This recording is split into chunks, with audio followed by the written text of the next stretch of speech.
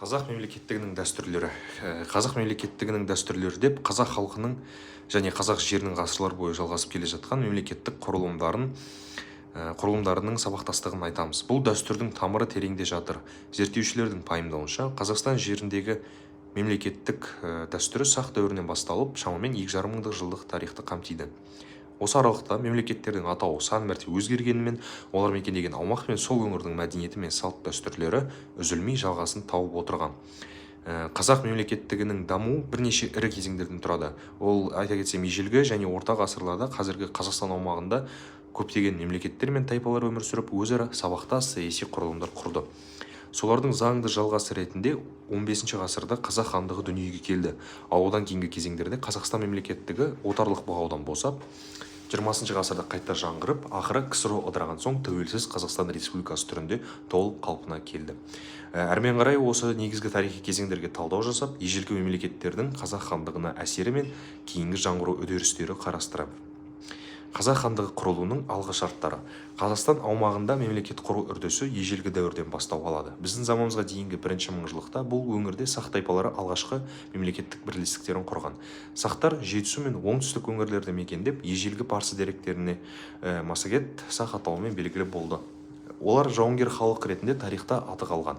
Сақ Массагет бірлестігінің патшайымы Томирис біздің заманымызға дейінгі 530 жылы парсы патшасы Кирдің әскерін талқандап өз елінің тәуелсіздігін қорғағаны белгілі. Сақ дәуірінен кейін қазақ даласында біздің заманымыздан дейінгі 3 ғасырдан бастап ғұндар заманы туды. Ғұндар азиялық хунну тайпалары біріктірген көшпелі империя. Мөде Тәңірқұт тұсында ғұн мемлекеті күшейіп, қазіргі Қазақстанның көп аумағын қамтыған алып державаға айналды. Қытай жылнамаларының дерегіне қарағанда ғұндардың тұрақты әскері 300 мыңға дейін жеткен. Елде мемлекеттік іс қағаздарын жүргізу және мөр басу рәсімі қалыптасқан, ұйымдастырылған басқару жүйесі болған. Ғұн мемлекеті біздің заманымыздан дейінгі 2 ғасыр мен 5 ғасырда пайда болды. Европаға дейін ғұндар жетті. Олардың жорықтан Атилла бастаған болатын. Біздің заманымызда дейінгі 2 ғасырдан бастап Жетісу өңірінде Үйсін мемлекеті қалыптасты. Үйсіндер мемлекеті туралы мәліметтер Қытай деректерінде жақсы сақталған. Астанасы Ыстықкөл жағасында Чигучен болып аталды, немесе Қызылаңғар. Үйсін мемлекеті біздің заманымыздың 5 ғасырына дейін өмір сүрген. Ерте Қытай жазбалары Үйсін елінде 120 мың түтін, 630 мың халық және 180 мың әскер болғанын, оның батыс өңірдегі ең құдіретті мемлекет саналғанын жасады. Үйсіндер билеушісін күн би деп атағын, тұрақты басқару жүйесі мен құрылымы бар, көшпелі халықтарға тән барлық нышандары бар. Үйсіндер сияқты қаңлылар да қазақ жеріндегі ірі мемлекеттердің бірі болды. Қаңлы мемлекеті біздің заманымызға дейінгі 2 және біздің заманымызға дейінгі 4 ғасырлар арасында өмір сүрді. Сырдария, Талас өзендері бойында орналасты. Қаңлы халқы шамамен 600 мың адамға жетіп, 120 мыңға дейін жауынгер жасақ ұстағаны туралы дерек бар. Сонымен қатар біздің заманымызға дейінгі соңғы ғасырларынан, біз заманымыздың алғашқы ғасырларына дейін батыс Қазақстан аумағында сармат тайпалары өмір сүрді. Сарматтар Каспий теңізінің солтүстігі мен Еділ жайық өңірін мекендеген жауынгер көшпелі тайпалар болды. Олар да сақ дәстүрін жалғастырып, жауынгерлік мәдениетімен әйгілі болды. 6 ғасырдан бастап Ұлы далада түркі дәуірі басталды. 552 жылы құрылған түрік қағанаты Алтайдан Қара теңізге дейінгі ұланғайыр аумақты қамтыған қуатты мемлекет еді. Кейінірек бұл қағанат шығыс және батыс түрік қағанаттарына бөлінді. Батыс түрік қағанаты қазіргі Қазақстан жерінің басым бөлігін және Орта Азияны басқарды. Оның орталығы Суяб қаласы немесе Жетісу болды. Батыс қағанаттан кейін Жетісу өңірінде Түргеш қағанаты пайда болды. Олар Сырдарияның төменгі ағысы мен Арал маңында Оғыз тайпаларының мемлекеті құрылды. Түркі дәуірінде қазақ жерінде бірнеше мемлекеттіктер пайда болып, олар дамыды. Ал 10 ғасырда түркі мемлекеттер арасында ислам дінін тұңғыш қабылдаған Қарахан мемлекеті болды. Жетісу мен Мауреннахр аймағында өркендеп, Қарахан әулеті тұсында аймақтың экономикасы, қала мәдениеті дамып, түркі халықтарының отырықшы егіншілік мәдениеті қалыптасты. Дегенмен Қарахан мемлекеті слабырап, ықпалындағы Орта Азияда билік құрғанымен дала бөлігіндегі көшпелі тайпалар тәуелсіз өмір сүре берді. 12 ғасырда Жетісуда бір мезет Қарақтай мемлекеті билік жүргізді. Ал осы уақыттың төңірегінде Қазақстанның батыс және орталық далалық аймағында Қыпшақ тайпалар одағы үстемдік етті. Қыпшақ бірлестігі Дешті Қыпшақ атанған кең далада әскери саяси басымдыққа ие болып, кейін қазақ халқының этногенезінде негізгі рөл атқарған тайпалар құрамын қалыптастырды. 13 ғасырдың басында Орта Азия мен Қазақстан жерінде Шыңғысхан бастаған моңғол шапқыншылығы жетті. Ол 1219-1224 жылдары моңғолдар қазақ даласындағы барлық бұрынғы мемлекет құрылымдарын талқандап, орнына өз ұлыстарын орнатты. Қазақстан аумағы 3 бөлікке бөлінді. Үлкен бөлігі, яғни Жошы ұлысының Алтын Орданың құрамына кірді. Оңтүстік және оңтүстік шығыс аймақтары Шағатай ұлысына берілді, және Жетісудың солтүстік шығысы Үгедей ұлысына қарады. Жошы ханның екінші ұлы Батый немесе Бату хан Евразияның батыс өңіріне зорлықтар жасап, Алтайдан Дунайға дейін созылған алып мемлекет Алтын Орданы құрып шықты. Астанасы Еділ Волга бойындағы Сарай Бату қаласы болған. Бұл мемлекет 2 ғасырға жуық Евразия тарихында маңызды орын алды. Алтын Орда дәуірінде Дешті Қыпшақ даласында түркі және моңғол тайпалары біртұтас этникалық саяси кеңістікке бірге бастады. 13 және 14 ғасырларда осы аумақта кейінгі қазақ халқын құраған ру тайпалардың басым бөлігі өмір сүрді. Алтын Орда әлсіреген кезеңде одан бөлінген бірнеше мемлекеттер пайда болды. Ол бөліністердің бірі шығыс Дешті Қыпшақтағы Ақ Орда, екіншісі осыған туыс Еділ бойындағы Көк Орда, сондай-ақ Ноғай Ордасы. Моғолстан және Шайбан әулеті билеген көшпелі өзбек немесе Әбілқайыр хандығы қатар өмір сүрді. 15 ғасырдың ортасына қарай осылардың ішінде ең қуаттысы Әбілқайыр ханның Дешті Қыпшақтағы мемлекеті еді. Бірақ оның соңғы жылдарында, яғни 1450-1460 жылдар аралығында ішкі тартыстар күшейіп, билік тұрақтылығы әлсіреген болатын. 1457 жылы Әбілқайыр хан ойраттардан немесе жоңғарлардан тасталқан болып жеңіліп, беделінен айырылды.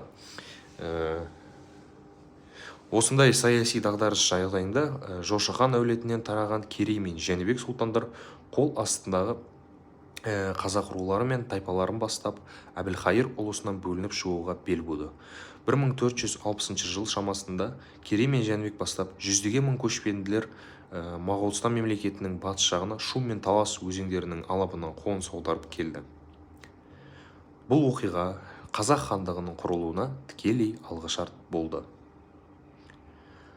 Қазақ хандығының құрылу тарихы мен территориясының қалыптасуы. Қазақ хандығының құрылуы 15 ғасырда қазақ жерінде болған әлеуметтік, этникалық және саяси үрдістердің заңды нәтижесі. 1465 жылы Шу өңірінде Керей мен Жәнібек сұлтандар құрған жаңа хандық қазақ мемлекеттілігіне бастау болды. Моғолстан ханы Есенбұға бұл жаңа құрылымды қолдап, өзінің солтүстік шекарасын қорғау үшін оларға жағдай жасады деген дерек бар. Қазақ хандығының алғаш ханы ретінде Керей хан сайланды. Оның серігі Жәнібек сұлтан хандықтың құрылуын аяқтап, халықты нығайту ісін жалғастырды.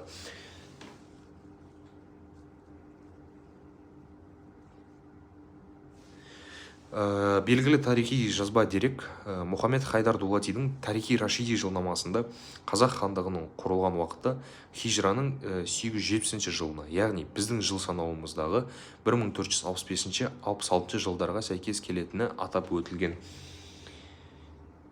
Осылайша 1465 жылы құрылған қазақ хандығы Алтын Орда және көшпелі өзбек мемлекетінен бөлінген дербес саяси құрылым болды. Хандықтың құрылуына ұйытқы болған негізгі этникалық қауым қазақ деген ортақ атауға біріккен түркі тілдес ру тайпалар еді. Қазақ хандығы алғашқы құрылған кезде Жетісудың батыс бөлігін мекендеді, яғни Шу және Талас өңірлерін. Әбілқайыр хан 1468 жылы қайтыс болған соң бүкіл Дешті Қыпшақ даласында билік үшін күрестер туды. Осы тарихи сәтте қазақ хандығы күшейіп, сыртқа көшкен көптеген қазақ рулары қайта оралып, хандық халқының саны артты. Яғни 15 ғасырдың соңына қарай қазақтар Сырдария бойындағы Сығанақ, Созақ, Отырар, Түркістан сияқты қалаларды өз билігіне қаратты. Хандықтың аумағы бірте-бірте кеңейіп, қазіргі Қазақстанның негізгі бөлігін қамтыды. Тарихшылардың бағалауынша, Қазақ хандығының шарықтау кезеңінде оның жері батыста Жайық пен Еділге, шығыста Ертіс пен Алтайға, оңтүстікте Сырдария аңғары мен Әмударияның жоғарғы аймақтарына, тіпті бір кезеңде Хорасан өңіріне дейін жеткен. Хандықтағы халық саны да еселеп өсіп, көрші мемлекеттермен терезесі тең саяси күшке айналды.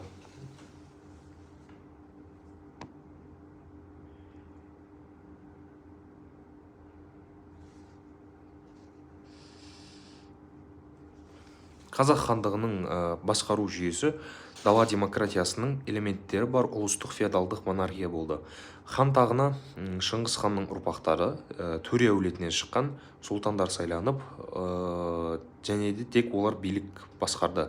Демек, сұлтандар сайланып отырды және маңызды мәселелерде рубасы билердің кеңесі ескерілді.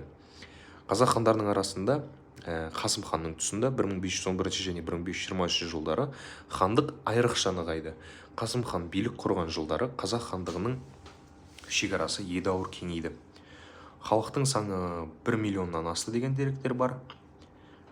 Қасым хан мемлекетті басқару жүйесін реттеп, дала заңдарының жиынтығын жариялады. Халық арасында ол Қасым ханның қасқа жолы деген атпен белгілі болған. Бұл заңдар дәстүрлі құқықтық нормаларды бір ізге түсіріп, қазақ қоғамындағы тәртіпті бекемдеді. Кейін Есім ханның тұсында Есім ханның ескі жолы аталған заң дәстүрі жалғасса, Тәуке ханның билігінде 7 жарғы заңдар жинағы қабылданды. Бұлардың бәрі қазақ мемлекетіндегі дәстүр сабақтастығын көрсететін маңызды құқықтық құжаттар еді. 16 ғасырда Хақназар хан сыртқы саясатта көршілермен бейбіт қатынас орнатып, қазақ жерінен ноғай жұртының көптеген ру тайпаларын қосып алып, хандықтың этникалық аумағын ұлғайтты. Тәуекел хан және Есім хан тұстарында қазақ хандығы оңтүстікте шайбанилықтарды талқандап, Сырдария бойындағы Түркістан, Ташкент секілді стратегиялық қалаларды біраз уақыт өзіне қаратты. Бұл жеңістер қазақ хандығының Орта Азиядағы маңызды мемлекет екенін көрсетті. 17 ғасырдың соңында Тәуке хан билігі кезінде 300-дің басы қосылып, қазақ хандығы біршама тұрақты әрі орталықтанған мемлекет болды. Алайда Тәуке ханнан кейін қазақтың 300-і жеке хан сайлап, орталық билік әлсіреді.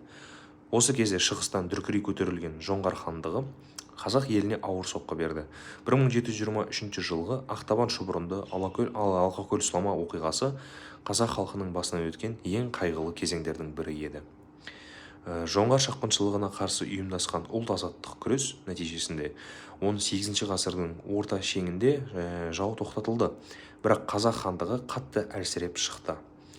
Осындай жағдайда қазақ жүздерінің жекелеген хандары ықпалды сыртқы күш Ресей империясынан қолдау іздей бастады, ал 1731 жылы кіші жүз ханы Әбілхайыр Ресей патшайымына елшілік жолдап өз бодандығына қабылдауды сұрады.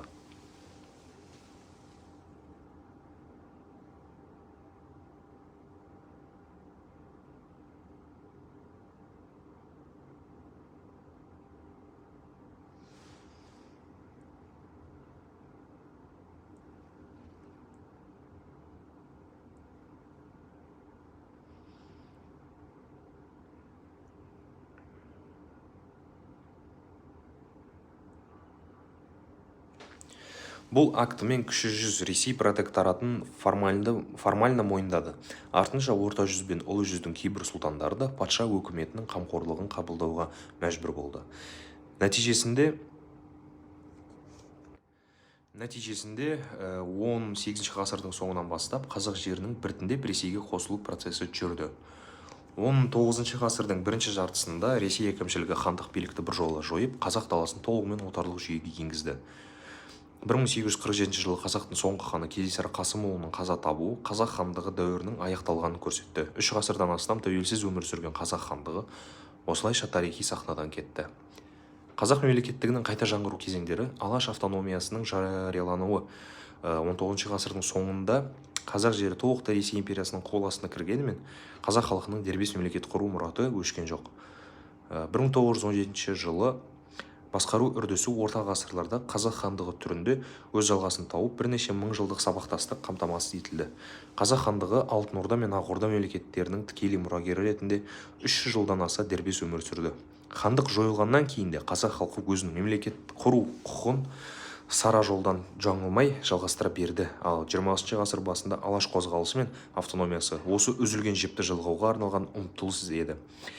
Кеңестік кезеңдегі қазақ АКСР мен қазақ КСР белгілі дәрежеде қазақ мемлекеттілігінің белгілерін сақтап қалды. Ақыры қазақтың көп жылғы арманы орындалып 1991 жылы Қазақстан өз тәуелсіздігін жариялады. Бұл шынайы елдікке қол жеткізген күніміз болды. Қазіргі Қазақстан Республикасы қазақ мемлекеттілігі дәстүрінің заңды жалғасы.